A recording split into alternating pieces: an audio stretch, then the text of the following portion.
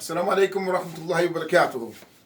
إن الحمد لله نحمده ونستعينه ونستغفره ونعوذ بالله من شرور أنفسنا ومن سيئات أعمالنا. من يهده الله فلا مضل له من يضلل فلا هادي له. وأشهد أن لا إله إلا الله وحده لا شريك له. وأشهد أن محمدا عبده ورسوله صلى الله عليه وسلم. Assalamu alaikum warahmatullahi wabarakatuh. I say it again. Alhamdulillah, there's nothing wrong with saying peace and blessings be upon you. Which is the best greeting that anyone can ever have in this lifetime. And the next, on Jannah, when I introduce Assalamu alaikum warahmatullahi wabarakatuh.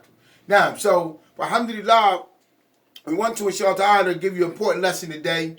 And welcome to, as I said before, always, welcome to Baqa'a Survival 24 Protection Self-Defense Academy, right? In which we are, we teach people, we instruct people, we protect people, things like this here. We train people to be able to protect and defend their lives and their property and their wealth and so forth like this here, their loved ones. So with that being said, the lesson of today is going to be based upon why, a little different, but I think that it's a benefit, right? It's a benefit. And by the way, this is what I got here. This is the training weapon. It is a rubber pistol, whereas that I use for training, retention training, stuff like this here. So, so don't be alarmed that I think I'm carrying a real firearm with a holster. This is nothing but a training tool. So, alhamdulillah, we're going to continue with the lesson. So the lesson today is very important. It's a very important lesson. Whereas that the people need to hear this. The people really need to hear this. So the topic today is why carry if you're not willing and able to shoot.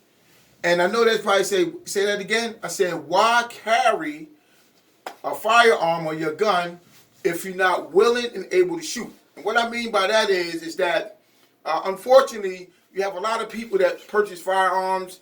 They really want to feel secure and safe and things like this here, right? But at the same time, right, they don't want to go through the necessary achievements in order to be proficient with their firearm. They not want to go through the intellectual, engage mentally, to be able to be trained correctly or physically, right? Because behind every situation or confrontation, there's some emotional attached to that thing. So I don't know if you mean what I mean by that, meaning that it's not just going to be you pull the trigger and it's over, okay? And I believe that a lot of people understand that, meaning that, okay, I buy a firearm, I purchase it, I want to feel safe, I want to protect my house, my family, my children, my business, whatever it is, right? But at the same time, do you know or do you understand that one day that you have to pull that trigger? You may have to pull that trigger one day in order to take a human life, right? So, are people willing to do this? We don't know this, right? Sometimes people freeze up, whatever the case may be, because they come to find out, like, wow, now I actually have to take a human life. I really have to take a human life, and am I willing to do that? Am I willing to do that? Am I willing to deal with all that comes with that, right? Prime example, person, you're going to your car, person come up, and, may Allah forbid this from happening, may Allah to protect us, right? That's near Allah. And a person come up and they might brandish a knife, give me your wealth, give me your money, right? Trying to seize it, right? So here you go, you carry, so now you figure I have to take this person out because this person is in my range, he's in that distance, right? That he can attack me and stab me with that handheld weapon, right? That edge weapon. So here it is, he pulled back, right? Person pulled back and they pulled a firearm, right? They pulled a firearm out and they landed the shot, right? They landed the shot on the individual, right? They land the shot, boom, right? So here it is, or they might be a one-hand shooter, whatever the case may be, depending on the situation. Now, the person had to react fast. The person had to react fast due to the simple fact that the intensity of that individual with that handheld edge weapon. So now, after he landed the shot, pop, right? Or whatever the case may be, because it feels your life is in danger, then you got to deal with what comes after that. That's very, very important. A lot of people don't explain these things to you, that it's always before, during, and aftermath. So we got to make sure that, you you understand that. So now, getting to the main part. The people that are willing, are you willing to do this? Like, some people are passionate. They just want to have a firearm. They want people to know I got a firearm. They want people to say, hey, guess what? He have a firearm. Or you're going around, you're showing people, look, man, look what I'm carrying, right? Unprofessionally, nobody's really concerned about that. You are your greatest weapon, right? So that means that if you're not willing to protect yourself, that firearm is not going to do anything for you. So a lot of times we go around and unfortunately, we show people our firearms. We want people to know we have it. Things like this here. The last thing you want to do is have to use it. But if you have to use it, are you willing to go through that situation? Are you willing to go through, okay, I took a person's life, I shot this individual, got to go to the police station, they're going to ask me questions. Why did you shoot? What was the distance? What was said first? Why did you do this? Why you do that? Right? So now, was it illegal use of force? They want to know all this kind of stuff. So it's real important that you remember this. So now, are you willing to go through this? Because a lot of people just carry that firearm for no apparent reason. They have it with them or whatever the case is because they say they just want to feel safe. But here it is. You have it, and you may be tried that particular day. Are you willing to drop another human being? That's something that you have to think about, right? Because a lot come with that. It ain't just okay you shoot someone, right, and they fall and they die, okay? You have to go through a whole different situation. Why you did it? The DA going to pull this up on you. All of these things going to happen, whether you're going to be charged or not, okay? You might have to go to the prison.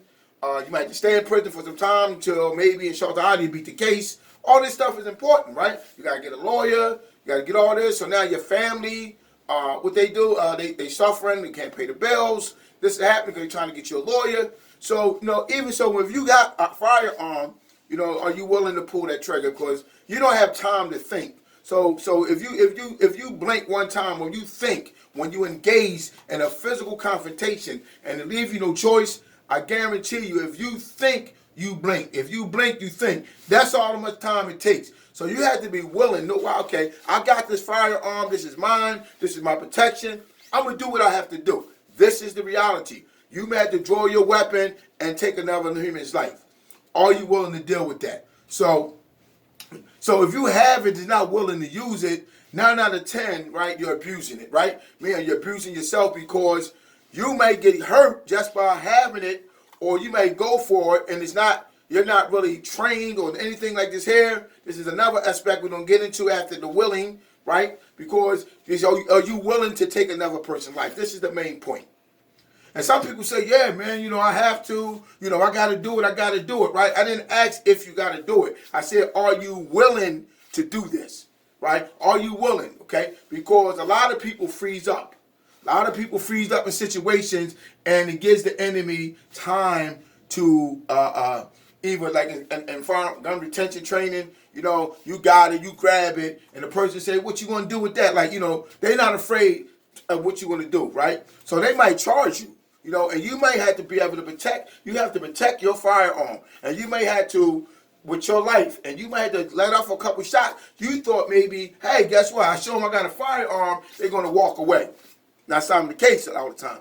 That person might have a firearm as well and feel threatened and pull their firearm and say that you went for your firearm and they dropped the slug on you, right? They dropped the round on you. So we got to make sure that you know and you're willing to protect yourself, right? That you're willing to defend yourself, your family, your property. So all that comes into play, right? I don't want to put too much at you at one time, but it's real important that you try to engage with me mentally right now, right? Because it's very, very important. Unfortunately, a lot of people never ever really been in the shootout. A lot of people never been in a situation where they had to pull their firearm and use it. A lot of people don't know what it's like. So in this case, you need to get this type of training. It's very important that you get that kind of training. So if you're looking for an instructor, whatever the case may be, and yes, there's a lot of places out here where you can get trained. So you have to be willing to take another person's life, stop the aggression, and if you're not willing to do this because maybe some religious or some type of belief or I don't believe in taking the 10, then don't carry a firearm. There's no need of approaching it if you're not going to give it its rights, if you're not going to use it when you're supposed to use it. Not unlawfully, I'm speaking lawfully, that you was in the right to use this particular force. So it's really important that you understand that. Okay, so now, after we do willing, we're going to go into, because I don't have too much time, able, right? So are you able, okay? First, let's look at willing. What does willing mean? Willing means what? To the simple fact that it means ready, eager, or prepared. Like, are you prepared? Because if you're not willing, prepared to take another person's life, you're going to have a problem. And you have to do something. You have a firearm, the person coming at you with a knife. You say, the last thing I wanted to ever do was pull my firearm and shoot someone, right? So here we go. Now, there's no reason for you to actually have that particular tool on your waist or wherever you carry it, okay? Because somebody may make you use it, okay? Someone may make you use it. So the last thing we do want to do is harm someone. So we're not aggressive people. We don't want to harm someone unjustly. But if it came to the point where that you had to use your firearm, then you have to use it, and you have to use it right. So it's really important. The second thing is that you want to get into is able, right? What is able?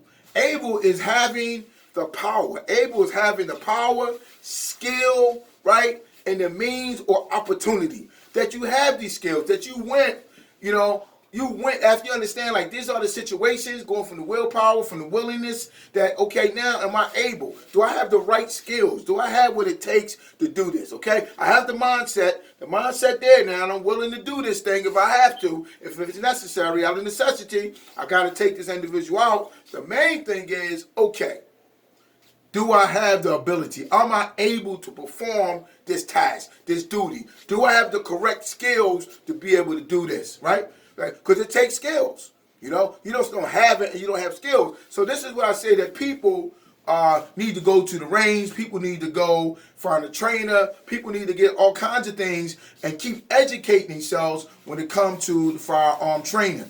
Because it's real important that people buy it and then they just hide it. They take it and they put it in their purses or they put it on their hips and they don't go no further training, okay? They don't go to the range. They don't know how to land the first single shot. They don't know how to run, cover. They don't know how to cover. They don't know how to do any of these things, right?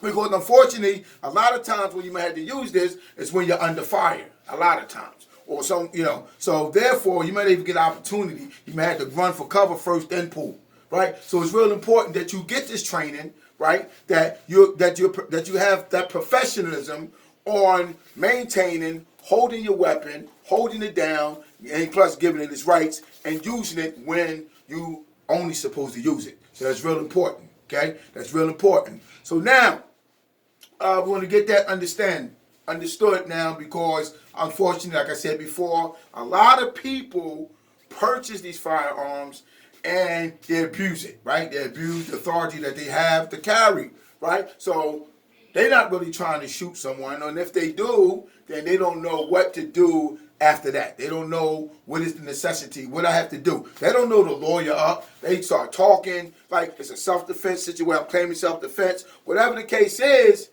okay, they don't know what to do. Some of the people that I, come in contact with, majority of them probably do carry, and for their families and for themselves and so forth like this here. And I can't stress it enough. That, they have to get trained. They have to get trained to the point where is that, like, I'm not a dude to take you to the range or nothing like that, but I can give you the mental understanding of what it's like when you pull that firearm and you have to use it. Or, what is the secondary? What is the during or the after or the aftermath? Like, what's going to happen? What do you got to say? What you don't want to say? A lot of these things dealing with the technicality of law, right? I can hand you that on a silver platter. So with that being said, I'm not going to continue no further because my time is running out. And I hope you enjoyed this beneficial video. And may you and your family and instructors enjoy this video and put it into practice. Put it into practice, right? It's something to really think about. So here we have S24 protection.